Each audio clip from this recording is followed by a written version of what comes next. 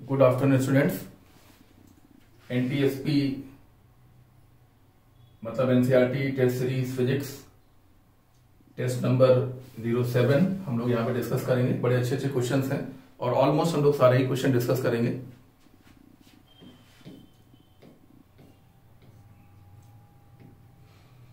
A satellite orbiting close to the surface of Earth does not fall down because the gravitation pull of Earth ऐसा क्या करता है कि वो satellite गिरती नहीं है? ये सवाल है। ग्रेविटेशन पुल आखिरकार अर्थ का जो सैटेलाइट पर है वो आखिरकार ऐसा क्या करता है? तो करता ये है कि वो जरूरी सेंट्रीपिटल फोर्स प्रोवाइड कर देता है सैटेलाइट को। ये सैटेलाइट है और ये इसको देखिए जरूरी अभिकेंद्र बल दे देता है और जरूरी सेंट्रीपिटल फोर्स मतलब जरूरी सेंट्रीपिटल एक्सीलरेशन दे देने की वजह से ये सैटेलाइट अपनी ऑर्बिटल वेलोसिटी से सर्कुलर ऑर्बिट में घूमती रहती है। मान लीजिए कि हम कहते हैं कोई बॉडी यहां पर रुकी होती और ये ग्रेविटेशन पुल इसको जरूरी सेंट्रीपिटल फोर्स ना दे पाता, तब ये यहां पे गिर जाती।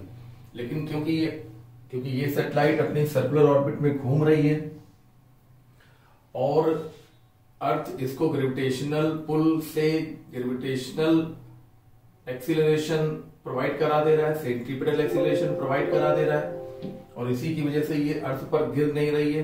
अगर ये रुकी होती तो इस फोर्स की वजह से गिर जाती, लेकिन क्योंकि ये पहले से ही ऑर्बिट में घूम रही है इसलिए ये अर्थ में गिरती नहीं है। तो इसका सबसे मोस्ट करेक्ट ऑप्शन होगा सी।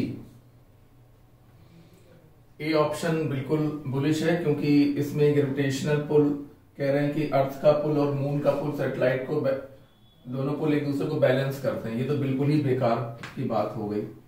फिर is balance by gravitation pull of sun, ऐसा कुछ भी नहीं है। अर्थ किसी सैटेलाइट को अपनी तरफ ग्रेविटेशन फोर्स से खींचती है और इस फोर्स की वजह से जरूरी सेंट्रीपिटल एक्सीलरेशन बन जाता है और वो अपनी ऑर्बिट में घूमती रहती है, गिरती नहीं है। तो ऑप्शन सी इन सभी में सबसे अच्छा ऑप्शन है। आइए आगे चलते हैं। For the planet sun system, identify the correct statement.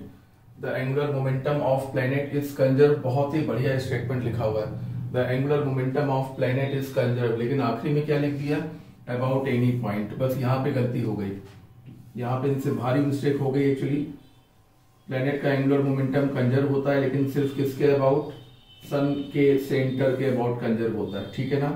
किसी भी बिंदु के अबाउट कंजर्व नहीं होता। अगर कोई कहता है कि इस पॉइंट के अबाउट मोमेंटम कंजर्व रहता है या इस पॉइंट के अबाउट मोमेंटम कंजर्व रहता है या इस पॉइंट के अबाउट मोमेंटम कंजर्व रहता है, ऐसा नहीं है। सन प्लेनेट को ग्रेविटेशनल फोर्स से खींचता है और वो फोर्स बिल्कुल उसके सेंटर की तरफ होता है और इसलिए टॉर्क जीरो लगता है और टॉर्क जीरो लगने की वजह से एंगुलर मोमेंटम कंजर्व रहता है, यानी कि कांस्टेंट रहता है। लेकिन किसके अबाउट? सन के अबाउट, यानी कि सन के सेंटर के अबाउट। तो अबाउट एनी पॉइंट लिखे होने की वजह से ये ऑप्शन गलत हो गया। The total energy of system is conserve, बिल्कुल ठीक है भाई, टोटल एनर्जी तो हमेशा ही कंजर्व रहती है। The momentum of planet is conserve गलत हो गया क्योंकि प्लैनेट का मोमेंटम कंजर्व रहता ही नहीं है। इस समय मोमेंटम देखिए इस तरफ है, ये P1 वेक्टर है और इस समय अब देखिए जरा, अब ये देखिए ये P2 वेक्टर है। तो एंगुलर मोमेंटम वेक्टर लगातार बदल रहा है, मतलब sorry momentum vector, linear momentum vector लगातार बदल रहा है, मतलब लीनियर मोमेंटम कंजर्व नहीं रहेगा। ये गलत हो गया, ऑल ऑफ द अबव गलत हो गया। The total energy of system is conserve, ये ऑप्शन सही है। थ्योरी क्वेश्चंस जितने भी आपको मिल रहे हैं उनके रिजल्ट, उनके आंसर याद रखिए और उनका लॉजिक भी याद रखिए।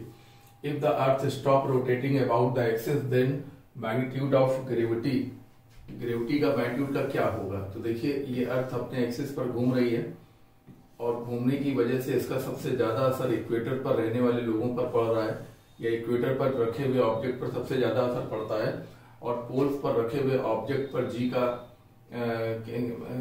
अर्थ के रोटेशन का असर नहीं पड़ता।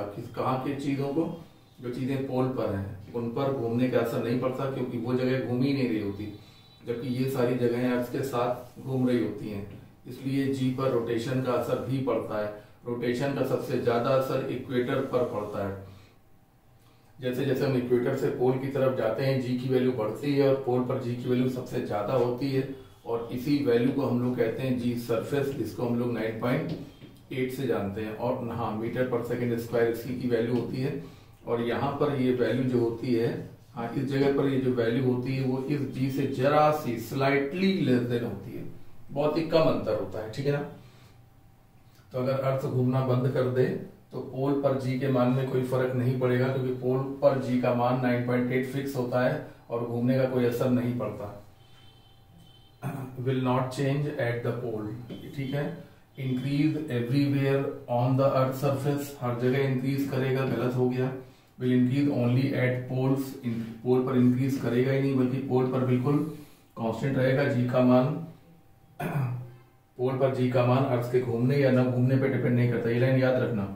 पोल्स पर जी का मान अर्थ के घूमने या न घूमने पर डिपेंड नहीं करता, जबकि बाकी जगहों पर जी का मान अर्थ के घूमने पर डिपेंड करता है। अर्थ के घूमने का सबसे ज्यादा असर इक्वेटर पर रखे ऑब्जेक्ट पर पड़ता है। ऐसा एक क्वेश्चन भी अभी आपको आगे मिलेगा, तब आप, हाँ वो न्यूमेरिकल टाइप का होगा, ये थ्योरी टाइप का था। For a body to escape from earth surface angle from the horizontal at which it should be fired, earth की सरफेस से किसी बॉडी को एस्केप कराने के लिए एंगल का कोई महत्व नहीं है, बस केवल वेलोसिटी होनी चाहिए, केवल वेलोसिटी होनी चाहिए। अंडर रूट 2gm एम कह दो अपॉन आर ई, बस इतनी वेलोसिटी उसके पास होनी चाहिए, और इसी को हम लोग अंडर रूट 2g भी कहते हैं। और ये वेलोसिटी अगर हम पार्टिकल को दे देंगे, ऑब्जेक्ट को दे देंगे, तो वो अर्थ की ग्रेविटी से बाहर चला जाएगा, मतलब स्केप कर जाएगा। एंगल का कोई महत्व नहीं, चाहे एंगल 60 डिग्री हो या एंगल 45 डिग्री हो या एंगल 90 डिग्री हो, सिर्फ हमको क्या चाहिए, सिर्फ हमको वेलोसिटी चाहिए 2gme ओवर re, और इसी को हम लोग कहते हैं अंडर रूट 2g re। बस इतनी वेलोसिटी अगर दे दी जाएगी तो वो अर्थ की सरफेस से एस्केप करके अर्थ की ग्रेविटी से बाहर चला जाएगा, यानी कि वो इनफाइनाइट पे चला जाएगा। एंगल का कोई महत्व नहीं है, तो एनी एंगल। अच्छा सवाल है, थ्योरी का सवाल है, अच्छा सवाल है।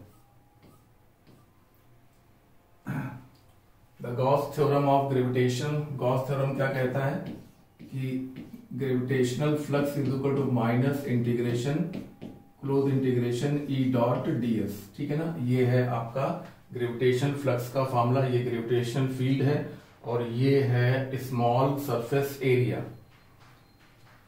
ये आपका कोई सरफेस है, मान लो अर्थ का ही सरफेस है या कोई भी स्फेरिकल बॉडी है, और ये यहाँ पर स्मॉल एरिया है ds, हाँ ये स्मॉल एरिया है ds, और ये एरिया वेक्टर है ds वेक्टर, और ये देखिए ये है ग्रेविटेशनल फील्ड सरफेस पर, इसको हम लोग E कह रहे हैं। दोनों के बीच का एंगल 180 होने की वजह से ये रिजल्ट हमको मिलता है। शुरुआत देखिए यहाँ से होती है, यहाँ से ये देखिए, उसके बाद हम इसको सॉल्व करते हैं, तो A डॉट B को सॉल्व करेंगे तो क्या आएगा, A का मॉड B का मॉड, और उनके बीच का एंगल कितना हो गया, cos 180। cos 180 की वजह से यहाँ पर माइनस साइन आ जाता है और ग्रेविटेशनल फ्लक्स का ये फॉर्मूला बनता है। अब ध्यान से देखिए, सभी को मालूम होगा कि एक 1 kg मास से कितनी फील्ड लाइन जुड़ी होती हैं, 4πg फील्ड लाइन जुड़ी होती हैं। इसलिए बताइए m kg मास से कितनी फील्ड लाइन जुड़ी होंगी, 4πg इंटू m, ठीक है ना। तो इसको हम अगर यहाँ पर रख देंगे तो ये हमारा गॉस लॉ ऑफ मैटेरियल तैयार हो जाएगा। 4πgm is equal to minus close surface integration of gravitational field, ये है गॉस लॉ ऑफ मैग्नेटिज्म। और जहां पर E लिखा हुआ है वहां पर हम स्मॉल g भी लिख सकते हैं, क्योंकि सभी को मालूम होगा कि ग्रेविटेशन में ग्रेविटेशनल फील्ड और एक्सीलरेशन ड्यू टू ग्रेविटी दोनों की वैल्यू और डायरेक्शन और फार्मूले बिल्कुल सेम होते हैं। किन दो चीजों के वैल्यू, डायरेक्शन और फार्मूले सेम होते हैं, ग्रेविटेशनल फील्ड इंटेंसिटी और एक्सीलरेशन ड्यू टू ग्रेविटी, दोनों की वैल्यू भी सेम होती है, डायरेक्शन भी सेम होते हैं, और इनको फाइंड करने के फार्मूले भी सेम होते हैं।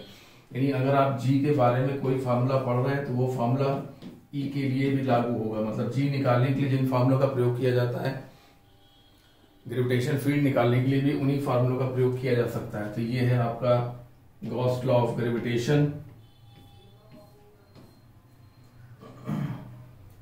अर्थ मून सिस्टम अगर T1 T2 टाइम पीरियड से सेंटर ऑफ मास के अबाउट घूम रहे हैं तो T1 और T2 में क्या रिलेशन होगा? अर्थ मून सिस्टम घूम रहा है,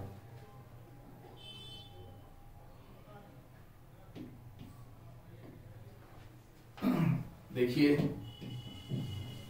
ये मान लीजिए कि अर्थ है जिसका मास m1 और ये मान लीजिए मून है जिसका मास m2 और ये इनका सेंटर ऑफ मास है। सेंटर ऑफ मास की दूरी यहाँ से r1 है मान लीजिए और यहाँ से r2 है और ये जो कंप्लीट डिस्टेंस है दोनों के बीच की वो मान लीजिए r है। अब मून अर्थ को खींच रहा है, ये फोर्स ग्रेविटेशन फोर्स है और ग्रेविटेशन फोर्स, और अर्थ भी मून को खींच रही है, ये भी ग्रेविटेशन फोर्स है, ठीक है ना। तो अर्थ के लिए जो सेंट्रीपिटल फोर्स मिलेगा वो किससे मिलेगा? ग्रेविटेशन से मिलेगा। और मून को जो सेंट्रीपिटल फोर्स मिलेगा वो भी किससे मिलेगा बताइए? ग्रेविटेशन फोर्स से मिलेगा। इस प्रकार से हम ये देख पा रहे हैं कि दोनों के सेंट्रीपिटल फोर्स इक्वल होंगे। अर्थ और मून दोनों के सेंट्रीपिटल फोर्स इक्वल होंगे, ठीक है ना, क्योंकि ये सेंट्रीपिटल फोर्स भी ग्रेविटेशन से मिलेगा और ये सेंट्रीपिटल फोर्स भी ग्रेविटेशन से मिलेगा और ये ग्रेविटेशन फोर्स का फार्मूला दोनों के लिए बिल्कुल सेम होगा। क्या फार्मूला होगा? G m1 m2 upon r square, है ना। इसका मतलब है दोनों पर लगने वाले सेंट्रीपिटल फोर्स भी सेम होंगे। बहुत जरूरी बात हो रही है। अर्थ मून पर और मून अर्थ को घुमाने के लिए जो अभिकेंद्र पर सेंट्रीपिटल फोर्स लगाते हैं वो दोनों सेम होते हैं।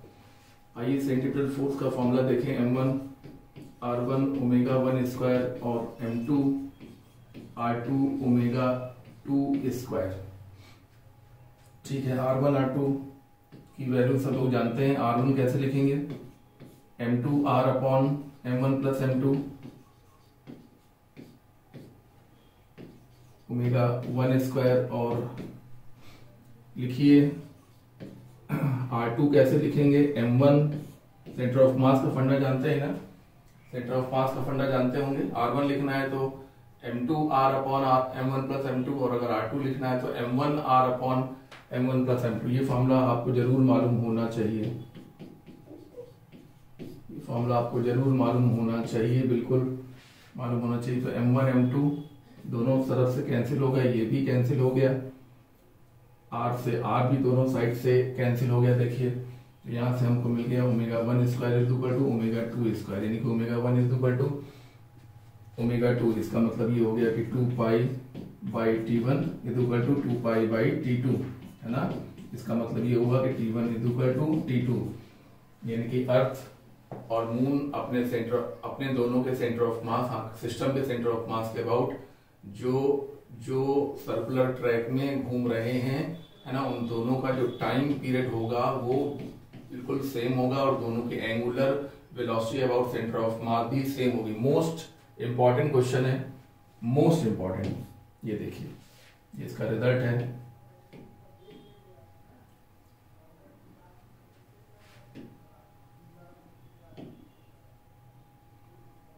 चलिए आगे चलते हैं।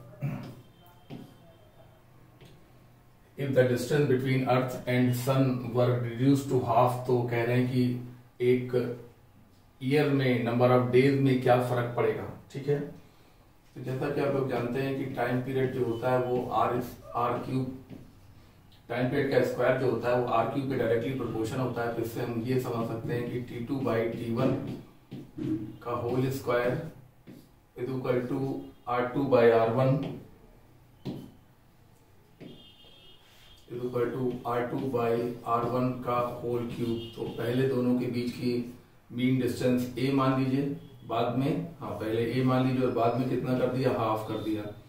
मीन डिस्टेंस दी जाती है, एवरेज डिस्टेंस दी जाती है, क्योंकि आप तो जानते हैं कि सन और मून की डिस्टेंस फिक्स होती नहीं है, बल्कि सन और अर्थ की डिस्टेंस फिक्स होती नहीं है, बल्कि लगातार बदलती रहती है। देखिए अपना प्लेनेट अर्थ है, अभी दूरी R1 है, अब दूरी बदलकर R2 हो गई, अब दूरी बदलकर R3 हो गई, अब दूरी बदलकर R4 हो गया, R5 हो गया, तो दूरी लगातार बदलती रहती है। इसलिए हम लोग कौन से डिस्टेंस लेते हैं, मीन डिस्टेंस लेते हैं। मीन डिस्टेंस जो कि सेमी मेजर एक्सिस के बराबर होती है। तो सेमी मेजर एक्सिस को हम लोग ए कहते हैं। हाँ, सेमी मेजर एक्सिस यानी कि सेंटर से लेके यहाँ तक की दूरी को सेमी मेजर एक्सिस कहते हैं, और यही प्लेनेट और अर्थ के बीच की मीन डिस्टेंस होती है। ये तो अपने ग्रेविटेशन में सब कुछ बता रखा है। तो 1/2 की पावर होल क्यूब यानी कि ये बन गया 1/8 T2/T1 का whole square is equal to 1/8। इसलिए हम कह सकते हैं कि T2/T1 इज इक्वल टू 1/8 का अंडर रूट यानी कि 1/2 तो T2 is equal to T1/2 ये रिजल्ट होगा। अगर अर्थ और सन के बीच की दूरी को हाफ कर दिया जाए तो नया टाइम पीरियड पुराने टाइम पीरियड का 1/2 टाइम्स होगा। पुराना जो टाइम है वो कितना है, 365 डेज, और उसमें आप 2√2 से जब डिवाइड कर देंगे तो आएगा 129 डेज। मोस्ट इंपॉर्टेंट क्वेश्चन है, बिल्कुल मोस्ट इंपॉर्टेंट क्वेश्चन है। और ऐसा क्वेश्चन थोड़ा बदल के भी आ सकता है, जैसे कह सकते हैं कि डिस्टेंस को 1/3 कर दें, है ना, या डिस्टेंस को डबल कर दें, तो नया जो एक साल नया टाइम पीरियड क्या होगा, नया टाइम पीरियड क्या होगा, मतलब एक साल में दिनों की संख्या। असल में अर्थ का सन के आसपास जो टाइम पीरियड है वो 365 डेज है। और अगर अर्थ और सन के बीच की मीन डिस्टेंस अगर बदल जाएगी तो टाइम पीरियड भी बदल जाएगा, यानी कि एक साल में नंबर ऑफ डेज भी बदल जाएंगे। तो वही हमको फाइंड करना है, क्वेश्चन मोस्ट इंपॉर्टेंट है। यहाँ पर देखिए 2 एरियाज शो किए गए हैं जो प्लेनेट सन के अराउंड कैप्चर कर रहा है। ये एरिया A1 और ये एरिया कैप्चर्ड A2 बताया जा रहा है, और ये टाइम T1 और ये टाइम T2 बताया जा रहा है। तो T1 और T2 में हमें रिलेशन निकालना है। सवाल में ये दिया हुआ है कि जो ये वाला एरिया है वो एरिया 1 से डबल है, ठीक है ना। तो जैसा कि आप जानते हैं एरियल वेलोसिटी कांस्टेंट रहती है, एरियल वेलोसिटी कांस्टेंट रहती है, यानी कि A/ΔA/Δt ये कैसा रहता है, कांस्टेंट रहता है। तो आइए हम इन दोनों जगहों पे इसको लगा दें, यानी कि A1/T1 is equal to A2/T2। तो A1/T1 is equal to 2A1/T2। सो हमको जो रिजल्ट मिला वो ये मिला कि T2 is equal to 2T1। ये भी सही है। या हम ये भी कह सकते हैं कि T1 is equal to 1/2 T2 यानी कि 0.5 T2। तो T1 और T2 में जो करेक्ट रिलेशन है वो ऑप्शन सी में लिखा हुआ है। क्वेश्चन एक सिंपल कैप्लर्स लॉ पर बेस्ड क्वेश्चन है। कैप्लर ने बताया था कि प्लेनेट सन के आसपास जब चक्कर लगाता है तो प्लेनेट की जो एरियल वेलोसिटी रहती है वो हमेशा कांस्टेंट रहती है। एरियल वेलोसिटी के 4 फार्मूले हम लोगों ने डिस्कस किए हैं पढ़ते वक्त। चारों फार्मूले इंपॉर्टेंट हैं। If m is the mass of earth and r is radius, the ratio of gravitation acceleration and gravitation constant। देखिए ये अर्थ और ये अर्थ की सरफेस पर acceleration due to gravity g, और g की वैल्यू, g का फॉर्मूला क्या होता है, g का फॉर्मूला होता है gm/r²। हम बात कर रहे हैं सरफेस की, सरफेस पर बात कर रहे हैं। रेडियस अर्थ का RE है तो RE लिख सकते हैं, मास ME है तो ME लिख सकते हैं। अब ये कहना चाहते हैं G और कैपिटल G का अनुपात क्या होता है, तो पता हो गया, मास अपॉन रेडियस का स्क्वायर। बहुत ही सिंपल सा क्वेश्चन है, लेकिन तभी हो पाएगा जब अच्छे से सब कुछ अच्छे से पता होगा, ठीक है।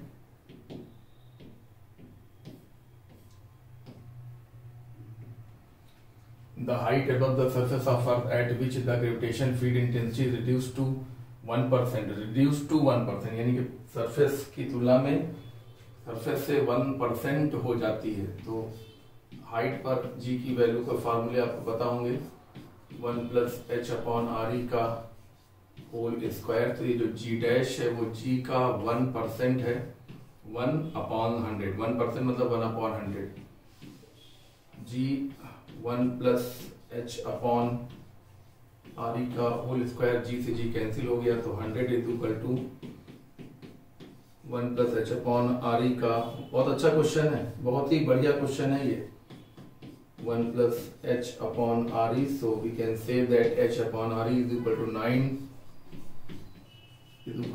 9 so we can say that height is equal to 9 re, यानी कि अर्थ की सतह से 9 re दूरी पर अगर हम चले जाएं तो g की वैल्यू कितनी हो जाएगी, g की नई वैल्यू g डैश, जो कि g का 1% कैसे लिखा जाता है, g का 1% यानी कि 1/100 मतलब g बाई 100 ये चाहते हैं। सवाल ये मेरा ये है कि कितनी हाइट पर हम चले जाएं कि g की नई वैल्यू g बाई 100 हो जाए। बहुत ही अच्छा सवाल, इंपॉर्टेंट सवाल।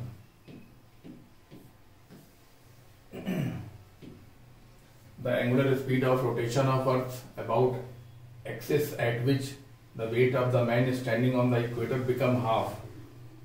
अर्थ की सरफेस में कितना रोटेशन हो जाए, अर्थ की angular velocity, angular rotation, angular speed omega कितनी हो जाए कि वेट आधा हो जाए। तो जैसा कि आप जानते हैं कि वेट डिपेंड करता है जी पर, और फॉर्मूला होता है जी डैश बराबर जी माइनस स्मॉल जी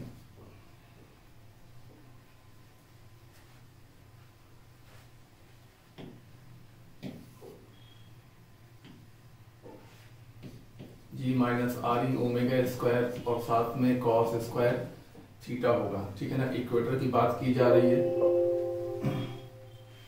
इक्वेटर की बात की जा रही है, तो फॉर इक्वेटर के लिए थीटा इज इक्वल टू 0 हो जाएगा। So G dash is equal to G minus R E omega square, cos 0 की वैल्यू हो गई 1, जी बाई 2, जी का नया मान, जी का आधा चाहते हैं, मतलब वेट आधा करना चाहते हैं। वेट तभी आधा होगा जब जी आधा होगा।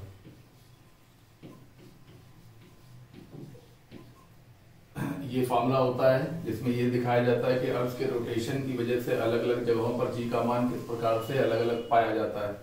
तो अर्थ के रोटेशन की वजह से अगर जी में फर्क की बातें पूछी जाए तो ये इस फॉर्मूले से वो क्वेश्चन तुरंत सॉल्व हो जाता है। इक्वेटर के लिए थीटा की वैल्यू 0, 1 सेकेंड बता रहे हैं, रुक जाइए, बता रहे हैं। ये इक्वेटर है और अगर हम यहाँ की बात कर रहे हैं, यहाँ पर हम जी डैश लिखना चाहते हैं तो हमें ये एंगल थीटा देखना होगा, बस ये एंगल। तो जी डैश इज इक्वल टू, अब आप कहेंगे जी डैश बराबर, ये जी क्या लिखा हुआ है, जी यहाँ का लिखा हुआ है, यहाँ का जी डैश बराबर यहाँ का जी, बात समझो, यहाँ का जी डैश बराबर यहाँ का जी माइनस अर्थ का रेडियस, उसकी एंगुलर स्पीड का स्क्वायर और साथ में कॉस स्क्वायर थीटा। ठीक है ना। तो इक्वेटर के लिए थीटा की वैल्यू 0 और पोल के लिए थीटा की वैल्यू 90 रखकर हम सवालों को सॉल्व करते हैं। जितने भी सवाल अर्थ के रोटेशन पर बेस्ड होते हैं वो इसी तरीके से हम आसानी से सॉल्व कर सकते हैं। तो जी माइनस जी बाई 2 मतलब हो गया G by 2, so omega square is equal to G by 2 R E, इसलिए omega is equal to under root ji by 2 R E, under root ji by 2 R E. अब आपको पता हो, अगर नहीं पता तो पता कर लीजिए। Under root ji by R E को सॉल्व करने पर 1/800 आता है, ये बुकलेट पे हमने लिखा भी हुआ है। ये आ जाएगा 1/√2, ये वाला √2 और 1 under root ji by R E मतलब 800। ठीक है ना। तो इसको आप सॉल्व कर लेंगे तो ये आएगा आपका 8.8 लगभग इंटू 10⁻⁻⁴ रेडियन पर सेकेंड। तो ये आपका रिजल्ट है और इस रिजल्ट को याद भी रखिए क्योंकि ये सवाल पूछा जा सकता है कि अर्थ कितनी एंगुलर वेलोसिटी से घूमने लगे कि इक्वेटर पर रखे ऑब्जेक्ट का वेट आधा महसूस होने लगे। ठीक है। तो ये आंसर याद रखेंगे तो हो सकता है क्वेश्चन डायरेक्टली आ जाए।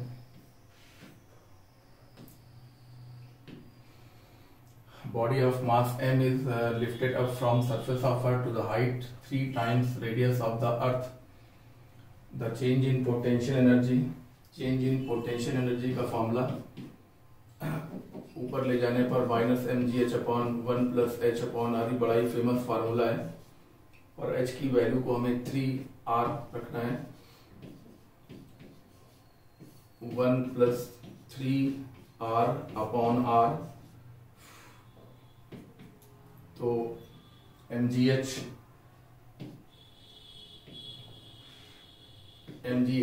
की वैल्यू है 3r, लिखा हुआ है 3 times radius of earth.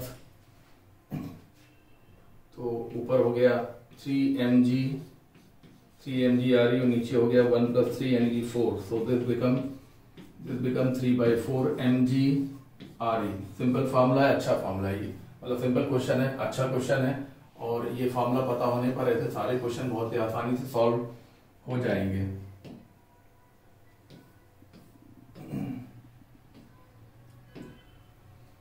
The planet has twice the density of Earth, but acceleration due to gravity on the surface is exactly the same as that of surface of Earth। तो दोनों के radius में क्या relation होगा? चलिए हम अर्थ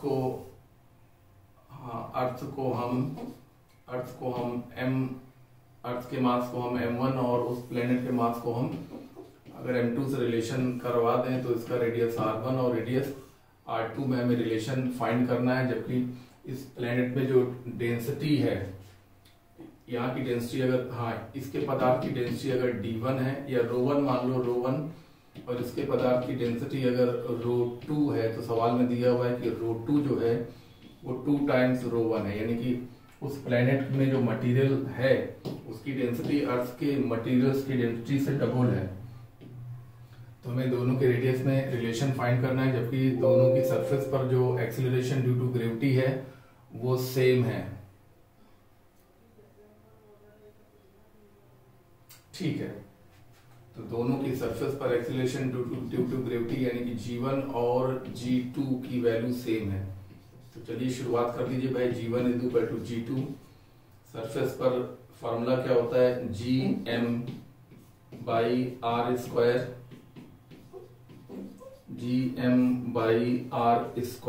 ठीक है ना। अर्थ को हमने 1 बोला है, उस प्लेनेट को हमने 2 नोटेशन से रिप्रेजेंट किया है। जी से जी कैंसिल करवा देते हैं। चलिए, और मास बराबर होता है volume into density. Volume into density 4/3 पाई r2³ वॉल्यूम इनटू डेंसिटी। इस प्रकार से हमको जो रिलेशन मिला वो ये मिला कि r1 ρ1 = r2 ρ2। r1 ρ1 यहाँ पे डेंसिटी है, r2 और ρ2 जो है वो ρ1 से डबल है, अर्थ की डेंसिटी से डबल है। तो ये डेंसिटी से डेंसिटी कैंसिल हो गया और प्लेनेट की रेडियस अर्थ की रेडियस का हाफ पाई गई। ठीक है भाई, तो ये आ गया आपका ऑप्शन बी क्वेश्चन। बहुत ही अच्छा क्वेश्चन है, ठीक है ना। थोड़ा सा फ्रेश और अलग टाइप का क्वेश्चन है, जिसमें अर्थ और प्लेनेट की डेंसिटीज की बातें की गई हैं। A satellite is being seen every 6 hours at equator। एक सैटेलाइट इक्वेटर पर हर 6 घंटे बाद देखी जाती है और वो सैटेलाइट रिवॉल्व कर रही है अर्थ के अपोजिट। रिवॉल्व तो खैर सैटेलाइट करती है, लेकिन ये सैटेलाइट अर्थ के अपोजिट रिवॉल्व कर रही है। अर्थ की एंगुलर वेलोसिटी ω1 मान लें और सैटेलाइट की एंगुलर वेलोसिटी को चलिए हम लोग ω2 मान लेते हैं। ठीक है ना। तो कितने टाइम बाद इक्वेटर के लोगों को वो सैटेलाइट कितने टाइम हर 6 घंटे बाद दिखाई पड़ती है? तो ये रिलेटिव टाइम है, क्योंकि दोनों घूम रहे हैं। तो relative time = 2π/ relative omega, relative angular velocity. तो रिलेटिव टाइम 6 आवर है और रिलेटिव एंगुलर वेलोसिटी कितनी होगी? ओमेगा ऑफ अर्थ और ओमेगा ऑफ सैटेलाइट। ठीक है ना। हमें सैटेलाइट की एंगुलर वेलोसिटी ω2 फाइंड करना है, इस पर फोकस करिएगा। ठीक है भाई, तो इधर से इधर चले आइए। तो यहाँ पर हो गया ω1 + ω2 = 2π/6। अच्छा, अर्थ का कितना होता है? 2π/24। हाँ, एंगुलर वेलोसिटी का फॉर्मूला पता होगा, 2π/t। तो अर्थ का टाइम पीरियड अपनी धुरी पर 24 आवर में घूम जाती है। ω2 = 2π/6। सो सैटेलाइट की एंगुलर वेलोसिटी हो गया 2π/6 माइनस 2π/24। तो यहाँ से 24 अगर हम एलसीएम ले लेंगे तो यहाँ पे 4 आ जाएगा और यहाँ पर 2π तो बाहर ले लीजिए, 2 पाई दोनों में है तो बाहर ले लीजिए, तो ये 4 आ जाएगा और यहाँ पर 1 आ जाएगा, ठीक है ना। तो 3 पाई, ये हो गया 6 पाई बाई 24, यानी कि पाई बाई 4 सेटेलाइट की angular velocity, pi by 4 radian पर सेकेंड हो गया, ठीक है ना। क्वेश्चन बहुत ही ज्यादा अच्छा है, और अगर ये कॉन्सेप्ट नहीं पता होगा तो ये क्वेश्चन सॉल्व करने में थोड़ी सी दिक्कत का सामना करना पड़ सकता है। Relative time period is equal to 2 pi by relative angular velocity, relative angular velocity plus करके निकाली जाएगी, क्योंकि एक घूम रहा है, अर्थ घूम रहा है एंटी क्लॉकवाइज और सैटेलाइट घूम रहा है क्लॉकवाइज, इसलिए रिलेटिव एंगुलर वेलोसिटी लिखेंगे तो जोड़ के लिखेंगे, और इसके बाद सवाल में कुछ नहीं है, इसके बाद सवाल आसानी से सॉल्व हो जाएगा। लेकिन ये सवाल किसी को भी तभी आ पाता है जब इसको पहले से जैसे करा रहता है, तो उसको आइडिया रहता है कि इसमें क्या पेच है। The time period of geo satellite is 24 hour at height 6 RE from the surface of Earth. The time period of another satellite whose height is 2.5 RE from the surface of Earth. Time period और Heights दी हुई हैं, अच्छा ठीक है। तो time period जो होती है वो r³ के डायरेक्टली प्रोपोर्शनल होती है ना। तो अगर हम कहें कि T2 बाई T1 का whole square is equal to, तो हम लोग कहेंगे R2 बाई R1 का होल क्यूब। सेंटर से डिस्टेंस है तो R2 कितना है 2.5, तो हाइट है 2.5 हाइट है, और 2.5 RE, और अर्थ का RE हो जाएगा। अरे दोनों लेंगे ना भाई, ये H हो गया और ये RE, ठीक है ना। और सेंटर से डिस्टेंस R, टाइम पीरियड इसी R के क्यूब के डायरेक्टली प्रोपोर्शन होता है, तो R कितना लिया जाएगा, H में RE जोड़ के लिया जाएगा ना। तो 2.5 में जब RE जोड़ेंगे तो 3.5 R बन जाएगा, और 6 RE में जब R जोड़ेंगे, ये पहले वाली की 6 हाइट सरफेस से 6 RE है, तो ये RE जोड़ेंगे, सेंटर से दूरी लिखेंगे तो 7 R हो जाएगा, इसका होल क्यूब हो जाएगा, तो ये हो गया 1/2, 1/2 का क्यूब यानी कि 1/8, 1/8, 1/8, इसका हम स्क्वायर रूट लेंगे तो 1/2√2 बनेगा, 1/2√2 बनेगा, और T2 is equal to T1/2√2 होगा। और जो वो सेटेलाइट है उसका टाइम पीरियड कितना है 24 आवर है, अपॉन 2√2, ये हो गया आवर, ये हो गया 12/√2 आवर, यानी कि 6√2 आवर्स लिखा जा सकता है। अच्छा सवाल है, 6√2, ऑप्शन फर्स्ट सही है, सवाल अच्छा है। जब भी हम ये फार्मूला लगाते हैं तो जो बॉडी घूम रही है उसकी दूरी लेते हैं सेंट्रल बॉडी के सेंटर से, यहां से दूरी ली जाती है, तब ये फार्मूला अप्लाई किया जाता है। सरफेस से हाइट नहीं ली जाती है, सेंटर से दूरी ली जाती है। A planet moving along the elliptical orbit close to the sun R1, और सन के अराउंड कोई प्लेनेट घूम रहा है और क्लोजेस्ट डिस्टेंस R1 है, और यहाँ पर जो ट्रांसवर्स वेलोसिटी है वो V1 है। ट्रांसवर्स वेलोसिटी यानी कि R के परपेंडिकुलर वाली वेलोसिटी को कहते हैं ट्रांसवर्स वेलोसिटी, और सबसे ज्यादा जो दूरी है वो मैक्सिमम डिस्टेंस R2 है, और यहाँ पर जो ट्रांसवर्स वेलोसिटी है वो V2 है। तो हमें इन V1 और V2 का रेशियो फाइंड करना है। तो जैसा कि केपलर्स के नियम में बताया गया था, केपलर के सेकेंड लॉ में बताया गया था कि एरियल वेलोसिटी जो कि 1/2 V ट्रांसफर्स इनटू R के बराबर होता है, और ये कैसी क्वांटिटी होती है, कांस्टेंट क्वांटिटी होती है। तो इसका मतलब ये हुआ कि V ट्रांसफर्स और R का प्रोडक्ट कांस्टेंट रहता है। ट्रांसवर्स वेलोसिटी क्या होती है, वो वेलोसिटी जो R के परपेंडिकुलर होती है उसको ट्रांसवर्स वेलोसिटी कहते हैं, ठीक है ना। तो इसका मतलब यहाँ पर ये V1 R1 is equal to V2 R2 होगा। इस तरीके से V1 upon V2 is equal to R2 by R1 होगा। सवाल बेहद आसान है, लेकिन तब आ पाएगा जब एरियल वेलोसिटी के चारों फार्मूले पता होंगे।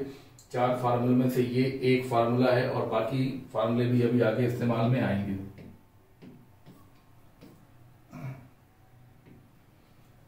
When two masses comes closer, their gravitational potential energy decreases. बिल्कुल सही है। जब दो मासेस पास आते हैं तो उनकी ग्रेविटेशन पोटेंशियल एनर्जी डिक्रीज करती है। क्यों डिक्रीज करती है? According to the formula U is equal to minus g m1 m2 by r। तो जब r डिक्रीज करेगा, तो r जब डिक्रीज करेगा तो ये वैल्यू इंक्रीज करेगी, और जब ये वैल्यू इंक्रीज करेगी तो माइनस साइन के साथ लगा हुआ है, यानी कि u डिक्रीज करेगा। तो u डिक्रीज करेगा, ये बिल्कुल सही है, असर्शन बिल्कुल सही है। और reason two masses attract each other, ये वाक्य भी बिल्कुल सही है, लेकिन सही से एक्सप्लेन नहीं कर रहे हैं, क्योंकि अगर ये बताना चाहते हैं कि दो मासेस जब पास आते हैं तो उनकी ग्रेविटेशन पोटेंशियल ये डिक्रीज करती है, तो अगर इसको सही से एक्सप्लेन करना था तो ये फॉर्मूला देकर और फिर ऐसे लिखते तो हम कहते कि रीजन भी सही है और वो असर्शन को सही से एक्सप्लेन कर रहा है। लेकिन इस समय क्या है कि दोनों सही तो हैं, लेकिन ये सेंटेंस इस बात को सही से एक्सप्लेन नहीं कर पा रहा। बी होगा। अच्छा क्वेश्चन है। The planet moves around the sun at a given point P. Its closest from sun is distance d1 and velocity v1। अच्छा, ये अप्रोक्सीमेटली सेम क्वेश्चन यहाँ पर आ गया है, डेटा बदलकर। ये क्लोजेस्ट डिस्टेंस d1 है और वेलोसिटी v1 है, और फारसेस्ट डिस्टेंस d2 है, और यहाँ पर ट्रांसवर्स वेलोसिटी v2 है। तो जैसा कि अभी हम लोगों ने देखा था d1 v1 is equal to d2 v2, तो हमसे v2 पूछा गया है, तो v2 is equal to d1 v1 upon d2। ठीक है ना, d1 v1 upon d2, option C सही है। और ये उसी एरियल वेलोसिटी वाले कॉन्सेप्ट पर आधारित क्वेश्चन है, जो अभी इससे पहले भी ऐसा ही क्वेश्चन पूछा गया था। Assertion in moving from center of solid sphere to surface, gravitation potential energy increase करती है। सेंटर पर क्या होती है? सेंटर पर होती है -3/2 gm ओवर r। ठीक है ना। और सरफेस पर क्या होती है? सॉलिड स्फेरिकल बॉडी है, सरफेस पर minus gm capital M small m over r। ठीक है ना। तो बताइए कौन सी ज्यादा है? सरफेस पर ज्यादा है, किससे बताओ? सेंटर से की तुलना में सरफेस पर ज्यादा है। कैसे मालूम पड़ा ज्यादा है? क्योंकि यहाँ पर माइनस का 1.5 टाइम्स है। मान लो तुम इसको a मान लो, इस चीज को a मान लो। ठीक है ना। तो ये क्या है? माइनस का 1.5 a है, और ये क्या है बताओ? सिर्फ माइनस का a है। तो माइनस का a बड़ा है कि माइनस का 1.5 a बड़ा है? तुम तो कहोगे कि ये बड़ा है, लेकिन माइनस साइन भी तो देखो। तो माइनस में नंबर जब बड़ा होता है तो वो क्वांटिटी छोटी हो जाती है। ठीक है ना। तो माइनस में मैंने बोला भी ना कि नंबर अगर माइनस के साथ बड़ा हो गया तो वो क्वांटिटी छोटी पड़ जाती है, इसलिए मैं कह रहा हूँ कि ये बड़ा है और ये छोटा है। ठीक है। और अब ध्यान से देखिए, अंदर अगर इंटेंसिटी ऑफ ग्रेविटेशन फील्ड की बात करेंगे, यहां से x दूरी पर पॉइंट P है, और P पॉइंट पर ग्रेविटेशन फील्ड की बात करेंगे तो होगा G कैपिटल M के साथ में x अपॉन r क्यूब। ये ग्रेविटेशन फील्ड का फॉर्मूला होता है, यानी कि अंदर जो E है वो x के डायरेक्टली प्रोपोर्शनल होता है, यानी कि जैसे जैसे हम सेंटर से सरफेस की तरफ जाएंगे E लीनियरली बढ़ेगा, और बाहर निकलने पर आप तो जानते हैं कि E नॉन लीनियरली घटता है, क्योंकि बाहर जो E का मान होता है वो r² के इनवर्सली होता है। तो ये भी सही है और ये भी बिल्कुल सही है, लेकिन एक्सप्लेन बिल्कुल भी नहीं हो रहा है, क्योंकि वो एकदम अलग बात लिखी हुई है और ये एकदम अलग बात लिखी हुई है। दोनों बातें सही हैं, पर रीजन इसको कतई कोरिलेट नहीं कर पा रहा है, तो ऑप्शन बी होगा। अच्छा क्वेश्चन था। What is the depth at which value of acceleration due to gravity become 1/n times the value that surface of the earth.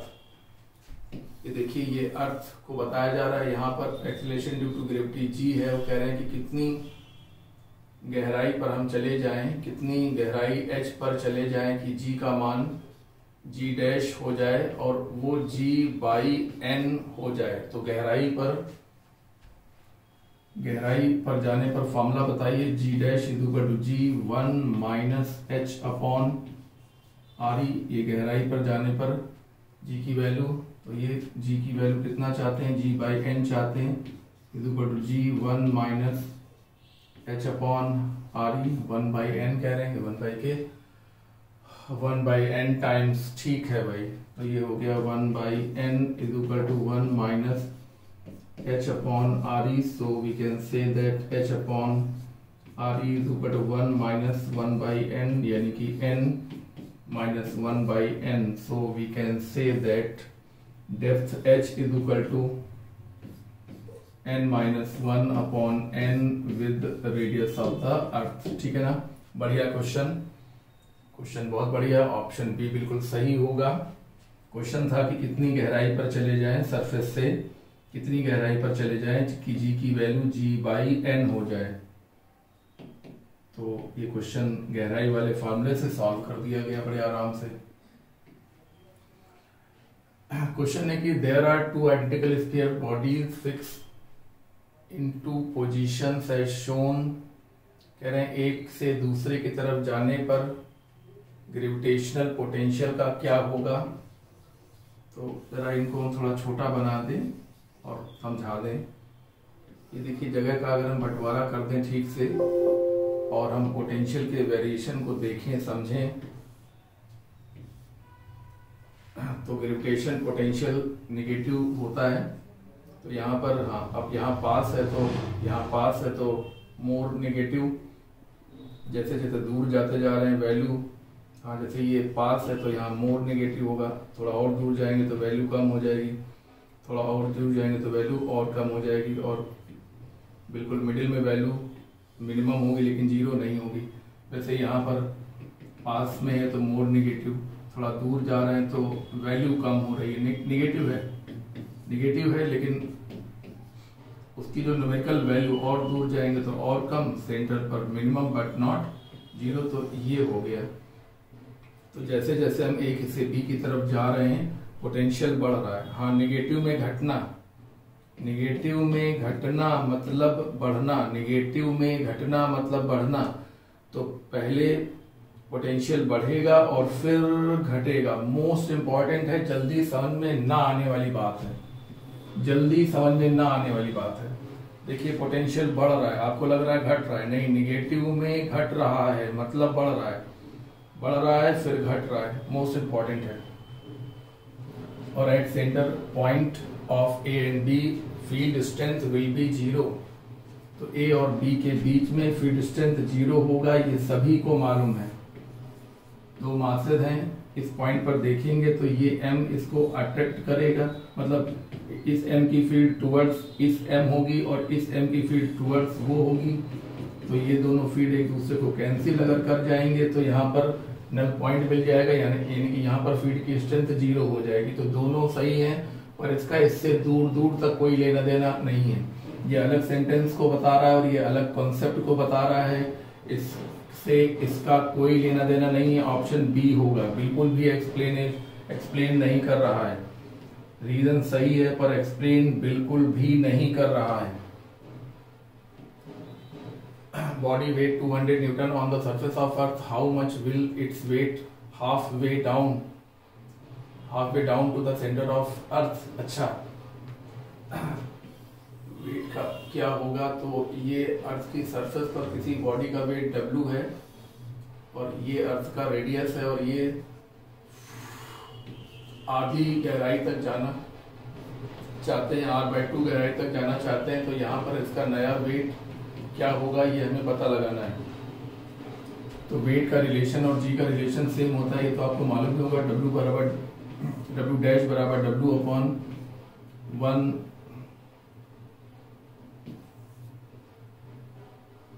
Depth में जा रहे हैं तो डेप्थ वाला फॉर्मूला इस्तेमाल करिए। W बराबर W डैश बराबर W 1 minus H upon RE, ठीक है ना। ये हो गया। ये वेट कितना वेट है आपका 200 न्यूटन और 1 माइनस एच कितना है, कितनी डेप्थ में चले गए हैं, r/2 पे चले गए हैं, ठीक है ना, r/2 डेप्थ पर चले गए हैं। एक r से r कैंसिल करवा दीजिए तो ये हो गया 2, 1 माइनस 1/2 यानी कि 200 और 1 माइनस 1/2 यानी कि 1/2। So this become 100 Newton wait, मतलब 100 न्यूटन का वेट महसूस होगा। अगर हम अर्थ की रेडियस से आधी रेडियस पर चले जाएंगे तो जो वेट होगा वो 200 से घटकर 100 महसूस होने लगेगा। इंपॉर्टेंट क्वेश्चन है। ये फॉर्मूला कहाँ से आ गया, नया formula?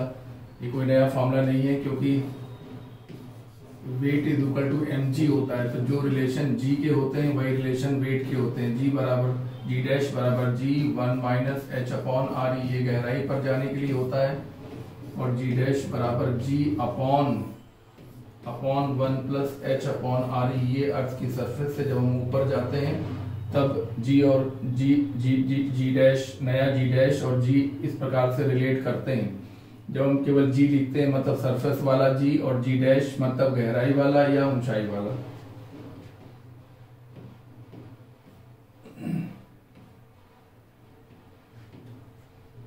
The spherical planet has mass mp and diameter p. A particle of mass m falling freely near the surface of Earth experience acceleration due to gravity equal to, near the surface की बात कर रहे हैं, बिल्कुल near में g की value क्या होती है, नियर में g की वैल्यू बोलिए, g is equal to gm upon r square. Very near की बात कर रहे हैं।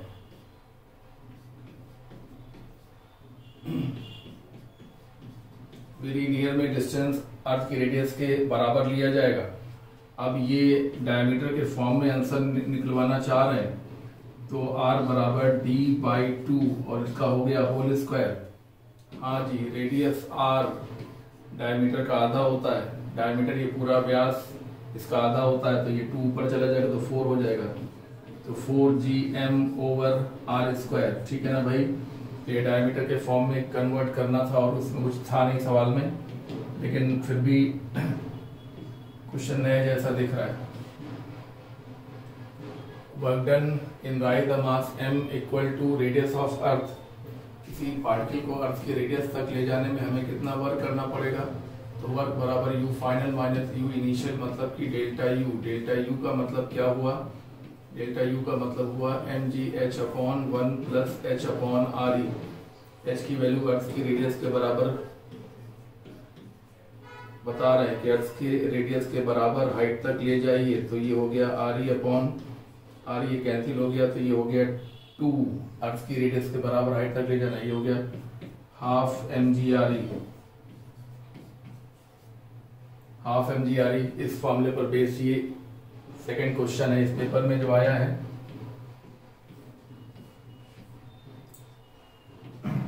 इनफाइनाइट नंबर ऑफ बॉडीज हैं जो कि रखी हुई है एक सीक्वेंस में, इस तरीके से रखी हुई है। ओरिजिन के 1 मीटर दूरी पर, फिर 2 मीटर दूरी पर, फिर 4 मीटर दूरी पर, फिर 8 मीटर दूरी पर, फिर 16 मीटर दूरी पर ये बॉडी रखी हुई है। तो सेंटर पर ग्रेविटेशनल पोटेंशियल हमें कैलकुलेट करना है। तो एट ओरिजिन पर gravitation potential minus gm over 1 minus gm over 2 minus gm over 4 minus gm over 8 and so on gm over 16। तो अगर हम माइनस gm को कॉमन ले लेंगे तो 1 प्लस 1/2 प्लस 1/4 प्लस 1/8 प्लस 1/16। तो ये ज्योमेट्रिकल प्रोग्रेशन बन रहा है। ज्योमेट्रिकल प्रोग्रेशन को हम कैसे सॉल्व करते हैं, ज्योमेट्रिकल प्रोग्रेशन को सॉल्व करने के लिए हम फर्स्ट टर्म का इस्तेमाल करते हैं जो कि 1 है, और 1 माइनस कॉमन रेशियो जो कि 1/2 है। कॉमन रेशियो मतलब क्या, मल्टीप्लाई करने पर अगला नंबर आ जाता है। तो 1 में 1/2 का मल्टीप्लाई करेंगे तो ये आ जाएगा, 1/2 में 1/2 का मल्टीप्लाई करेंगे तो 1/4, 1/4 में 1/2 का मल्टीप्लाई करेंगे तो 1/8, फिर 1/2 का मल्टीप्लाई करेंगे तो 1/16। तो जो मल्टीप्लाई हो रहा है बार बार वही हमारा कॉमन रेशियो कहलाता है। और जीपी के इनफाइनाइट टर्म का एडिशन जो होता है वो होता है first term upon 1 minus common ratio. ये फॉर्मूला अगर नहीं याद है, अगर नहीं मालूम है तो थोड़ा मालूम कर लो भाई। ए अपॉन 1 माइनस आर, ए क्या होता है फर्स्ट टर्म और आर क्या होता है कॉमन रेशियो। कॉमन रेशियो मतलब जितने का मल्टीप्लाई करने से अगला टर्म आ रहा है, ठीक है। और कॉमन रेशियो बिल्कुल साफ स्पष्ट नजर आता है, इसमें कोई ज्यादा कठिनाई नहीं होती है। तो 1/1/2 यानी कि ये हो गया -2gm, और क्योंकि मास 2 किलोग्राम है तो 2 × 2 यानी कि 4 आ जाएगा, तो माइनस का 4g ये रिजल्ट होगा, माइनस का 4g, ठीक है ना। मास की वैल्यू 2 किलोग्राम है इसलिए m = 2 kg क्वेश्चन में दिया हुआ है, इसलिए ये रिजल्ट आया है। सवाल अच्छा है। The escape velocity from the Earth's surface is v. The escape velocity from the surface of another planet having a radius 4 times that of Earth and same mass density, इसके वेलोसिटी को density के form में पूछवा रहे हैं भाई। ये सवाल बहुत अच्छा सवाल हो गया। इसके वेलोसिटी का फॉर्मूला √2gm/r किसी भी प्लेनेट के लिए होता है। अब ये डेंसिटी के फॉर्म में कन्वर्ट करा रहे हैं, सवाल बहुत ही अच्छा हो गया। मास बराबर वॉल्यूम 4/3 पाई r³ और डेंसिटी को हम चलिए रो मान लें और नीचे एक r रखा हुआ है, तो ये हो गया आपका अंडर रूट के अंदर 8/3 पाई g 8/3 पाई g r², और ये हो गया डेंसिटी। ये देखिए हमारा इसके वेलोसिटी का नया फार्मूला बनके तैयार हो गया, और अब हम इस फार्मूले से इस सवाल को सॉल्व कर सकते हैं, ठीक है ना। तो अर्थ की सरफेस पर इसके वेलोसिटी v है और दूसरे प्लेनेट पर v डैश है ना। तो ये तय हो गया कि जो इसके वेलोसिटी का रेडियस से जो रिलेशन है और डेंसिटी से जो रिलेशन है वो ये है। हाँ, आप r को बाहर भी निकाल सकते थे, बाहर निकाल लीजिए, उससे भी कोई फर्क नहीं पड़ता, ठीक है ना। चलिए भाई बाहर ही निकाल लीजिए आप, जब इतना हो गया तो r को बाहर निकालिए, अंडर रूट डेंसिटी वहां पे लिखा हुआ है। तो अर्थ के लिए v और उस प्लेनेट के लिए v डैश का रिलेशन हो जाएगा आपका r ऑफ अर्थ और अंडर रूट डेंसिटी अर्थ और r डैश कितना है, चलिए अच्छा लिख देते हैं, अंडर रूट रो डैश, ठीक है ना। ये है r और ये है अंडर रूट डेंसिटी,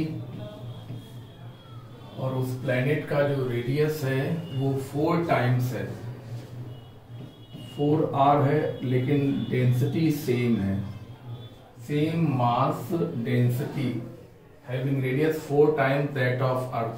तो ये सारी चीजें कैंसिल होने के बाद 1/4 आ गया, 1/4 आ गया, यानी कि v/v डैश = 1/4, सो v डैश = 4v। बहुत अच्छा सवाल है। इसके वेलोसिटी को यहाँ पर डेंसिटी के फॉर्म में कन्वर्ट करा के इस सवाल को पूछा गया है। बहुत ही बढ़िया क्वेश्चन।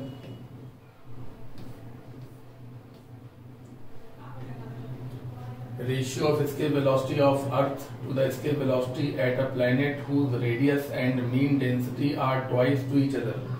देखिए सेम क्वेश्चन आ गया है यहाँ पर।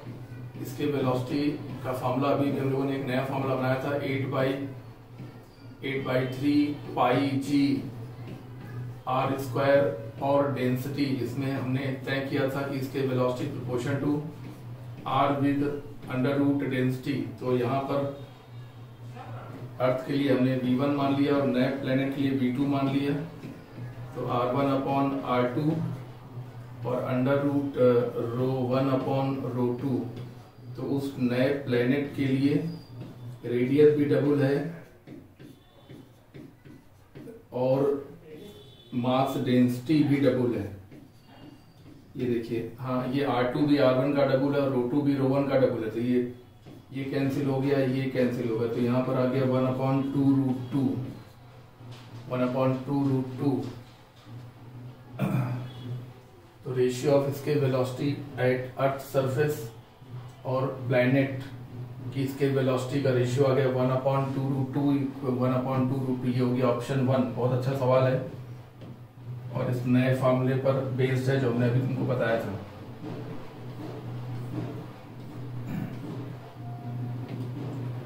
Particle of mass m kept at rest at height 3r from the surface of Earth, where r is radius of Earth and m is mass of Earth. The minimum speed with which it should be projected so that it does not return back. एक particle अर्थ की surface से h height पर रखा हुआ है, h की value अर्थ की radius का 3 गुना है। तो यहाँ से किसी पार्टिकल को एस्केप कराने के लिए हमें कितनी इसके वेलोसिटी देनी पड़ेगी, ये पूछा गया है। तो इसके वेलोसिटी का फॉर्मूला पहले बताइए आप। इसके वेलोसिटी का फॉर्मूला √2g, बहुत फेमस फॉर्मूला है, √2gm ओवर सेंटर से दूरी r रहता है। तो पहले आप मुझे सेंटर से दूरी बताइए। gm ओवर r की वैल्यू कितनी हो जाएगी, 4r हो जाएगी, ठीक है ना। तो 2 से 4 को काट देंगे आप लोग, तो आ जाएगा अंडर रूट में gm/2r, अंडर रूट के अंदर gm/2r, अंडर रूट के अंदर gm/2r। देखिए क्वेश्चन अच्छा है। अर्थ की सरफेस से h हाइट पर कोई बॉडी रखी हो तो उसकी इसके वेलोसिटी के लिए फॉर्मूला मैंने वहां लिखा था, और सेंटर से दूरी स्मॉल r को हमने लिखा 4r, क्योंकि ऊपर था 3r और रेडियस है r।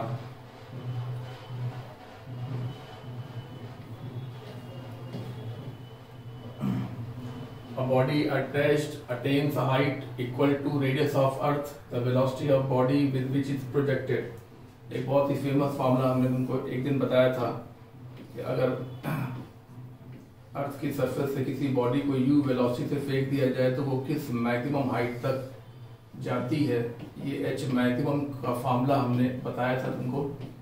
और वो फार्मूला ध्यान करिए, h maximum is equal to RE upon इसके वेलोसिटी अपॉन प्रोजेक्शन वेलोसिटी का होल स्क्वायर -1। तो यहाँ पर h मैक्स की वैल्यू को RE के बराबर बताया जा रहा है, इसके वेलोसिटी का square upon u square whole square -1। तो ये कैंसिल हो गया। इस तरीके से इसके वेलोसिटी अपॉन u का whole square -1 is equal to 1। तो 1 जब उधर चला गया तो इसके वेलोसिटी अपॉन u का whole square is equal to 2 बन गया।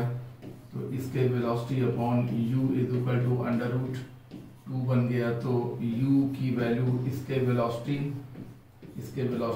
अपॉन √2 होगी। अब इसके वेलोसिटी अपॉन √2 होगी, इसके वेलोसिटी का फॉर्मूला सभी लोग जानते हैं, √2gm ओवर r। तो ये √2 से √2 कैंसिल हो गया और आंसर आ गया √gm ओवर r। इस फॉर्मूले की हेल्प से हम लोग इस प्रकार के किसी भी सवाल को बहुत ही जल्दी और बहुत ही आसानी से सॉल्व कर लेते हैं। ये फॉर्मूला ध्यान रखना चाहिए जरूर से जरूर। h max is equal to RE upon इसके वेलोसिटी अपॉन प्रोजेक्शन वेलोसिटी का होल स्क्वायर -1। इस फॉर्मूले से काफी हेल्प मिलती है और कंजर्वेशन ऑफ एनर्जी लगाने से बच जाते हैं और हमारे स्टेप्स बहुत कम रह जाते हैं, सवाल बहुत ही ज्यादा जल्दी सॉल्व हो जाता है। इसके velocity from earth surface 11.2 kilometre per hour. Another planet of same mass has radius 1/4 times that of earth. Same mass और रेडियस 1/4 टाइम्स है, तो वहां पर इसके वेलोसिटी क्या होगी। तो इसके वेलोसिटी का फॉर्मूला जैसा कि हम लोग 3-4 बार अभी कर चुके हैं, 2gm ओवर r, ठीक है ना। तो हमारी अर्थ पर मान लो कि हम v1 मान लेते हैं और यहाँ पर हम v2 मान लेते हैं। तो ये हो गया इनवर्सली प्रोपोर्शनल टू √r, क्योंकि मास सेम बोल दिया है, सेम मास, लेकिन रेडियस उसका 1/4 है। तो v1/v2 is equal to √r2/r1। तो उसका जो रेडियस है वो 1/4 है, तो यानी कि ये है r/4 और अर्थ का r, तो r हमने 1 अर्थ को माना है, 2 दूसरे प्लेनेट को माना है। बात को समझा करो यार, और मास दोनों का सेम है, तो r के इनवर्सली हो गया, तो v1/v2 बराबर r2/r1। 1 हमने माना है अर्थ को, 2 हमने माना है प्लेनेट को। प्लेनेट का रेडियस r/4 है, अर्थ की रेडियस का 1/4 है, r/4/r, ये हो गया 1/√4 यानी कि 1/2। इसका मतलब ये हो गया कि v2 = 2v1, और 2v1 का मतलब होगा 2 × 11.2 किलोमीटर पर सेकेंड, और 11.2 किलोमीटर ये बन गया 22.4 किलोमीटर, 22.4 किलोमीटर पर सेकेंड। तो जितने भी मेजर अच्छे क्वेश्चन थे, ज्यादातर मोस्ट ऑफ द क्वेश्चन हम लोगों ने डिस्कस कर लिए हैं। इसके अलावा अगर कोई इक्का दुक्का क्वेश्चन ऐसा होता है जो तुमको पूछने का मन कर रहा है, तो इस नंबर पर आप उस क्वेश्चन को भेज दीजिए।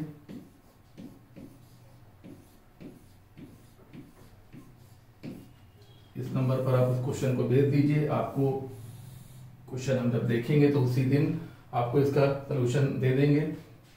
ऐसा हो सकता है कि कभी कभार एक दिन का लेट हो जाए, मतलब आज हम देखें कल भेज पाए, जैसा टाइम होगा वैसा करेंगे, पर भेज जरूर देंगे।